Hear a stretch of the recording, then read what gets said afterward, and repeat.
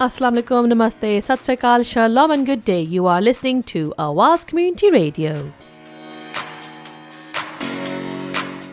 And in this studio today is a radio trainee. Now more about him shortly. Give us a call on 0161 839 9817. Follow us on Facebook or add us as a friend. Just type in Awaz Community Radio and the following place is Twitter. It's at Awaz Radio 122.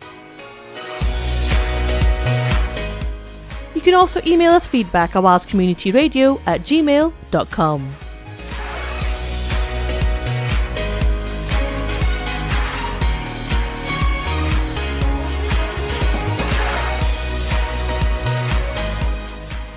Thank you for listening to Awaz Community Radio. Your host for today is Saira, it's me, and my guest for today is Ayo. Hi Ayo. Hi Saira, thanks for inviting me today. Oh, you're very welcome. How are you doing today? I'm alright, a bit cold. It is. And did you hear about the weather forecast? I caught it just before we went on air. They're saying that there's gale force winds on way. Yeah. Yeah. Just another day in Manchester, really. So, as I said earlier, Ayo is one of our radio trainees. So, can you tell us a little bit about yourself? Well, my name is Ayo Deledera. I'm from Nigeria. I'm 20 years old. At the age of 7, I moved from Nigeria to Germany, Munich, and I've been living there for 9 years. I did my GCSE there, and because my English was not really good, I decided to move to the UK to go into higher education. So I've been in the UK now for almost 2 years, and I've been liking it. Great stuff. So what was Germany like? Well, Germany, the people are nice. They're very organized, clean, and yeah, that's it. And is the weather better?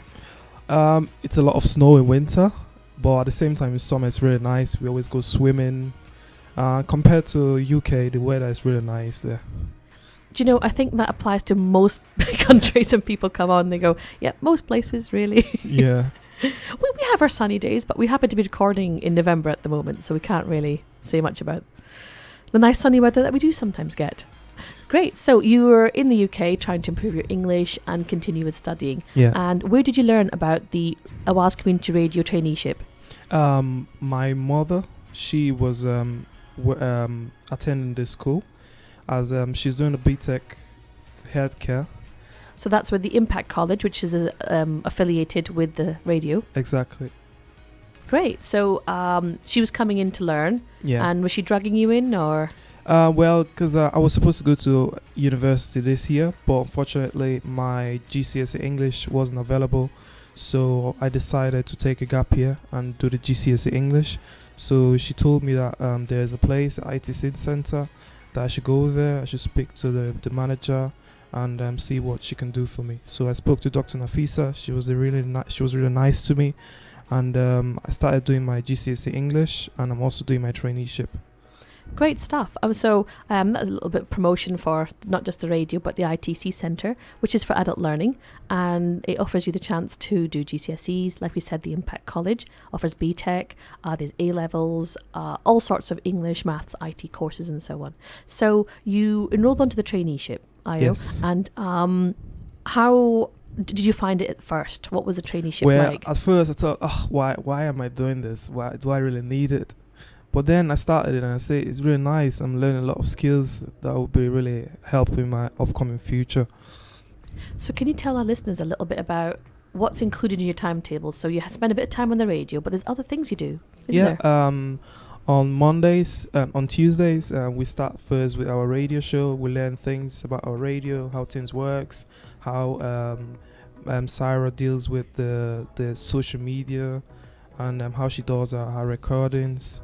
And after that, I have my functional skills, my English, and I get to do some things on the internet and practice like research and so on. Exactly. And after that, we have ICT, ITC, and it's confusing, isn't it? Because you're at the ITC Centre and you're learning ICT, which is Information Communication Technology. Exactly. Yeah. So yeah, and on just call it IT, it's fine.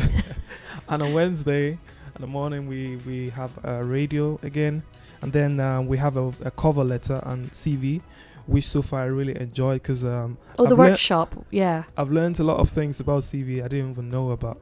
Like, for example, that we're not supposed to add our date of birth or our nationality or photograph in our CV, and how to write a cover letter and how to organize it, etc. It's recommended these days because I'm only slightly older than you, Ayo, but in my day, when I started off CV writing, I don't remember including my photo, but I would put down my nationality, my date of birth, because I thought it was like, when you fill a form in and they ask you those questions anyway. Because in Germany it's the opposite. Because when I was living in Germany, I had a job, and it's very important to put your picture, because you have to put your picture. The employer wants to see how you are.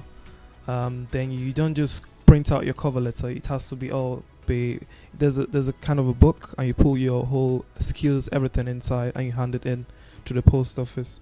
So the ways they apply for jobs is slightly different from here as in Germany. It's very interesting hearing about, sort of how our European neighbours do things CV wise. I know that now it's just, I think it's a case of you're trying very hard to make sure you're not discriminated against. That's one of the reasonings behind not including a photo, not your nationality or your date of birth, giving as little information in terms of your gender as well, because it's about who you are as a person and your skills. That's what you should be employed for.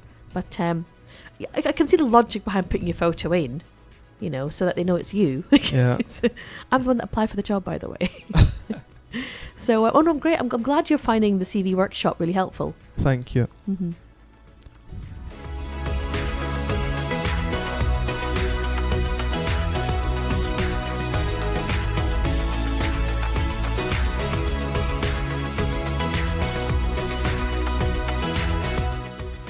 So, Ayo, what's the plan for the future? Where do you see yourself after the traineeship? Well, after the traineeship, I'd like to work till September, because hopefully I went to university in September to have some savings. And I'd like to study pharmacy because I like to help people. My mom, she's a healthcare assistant, so I would really like to follow her path.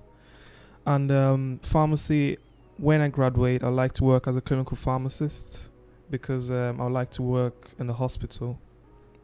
Wow, you sound like you're a very motivated individual, very determined, and you know what you want. Thank you. That's a really good thing. Your mum must be very proud of you. Yes, she is. Well, she will be after she hears this radio show. So that's great stuff, So I'm really glad that you've come on the radio to talk about your experience as somebody who's fairly new to the country.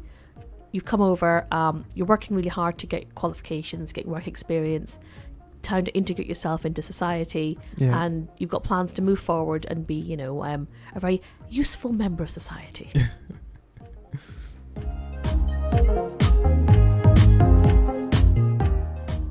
So I'd like to say thank you, Ayo, for coming in and chatting to us. Thank you, Saira. It was really nice talking to you. Thank you. And all the very best with the rest of the traineeship, and all the best for the future. Thank you. And, once you're enrolled for pharmacy and, working and so on, do, give us a call back. Let us know how you're doing. Definitely, Saira. Right, so that's been me and Ayo chatting about Ayo's traineeship. If you'd like more information, just give me an email. It's awazcommunityradio@gmail.com. Give us a call on 0161 839 9817. We're on the social media as well, so get tweeting and Facebooking. It's Awaz Community Radio on Facebook, and for Twitter, it's @AwazRadio122. Thank you for listening. Have a lovely day.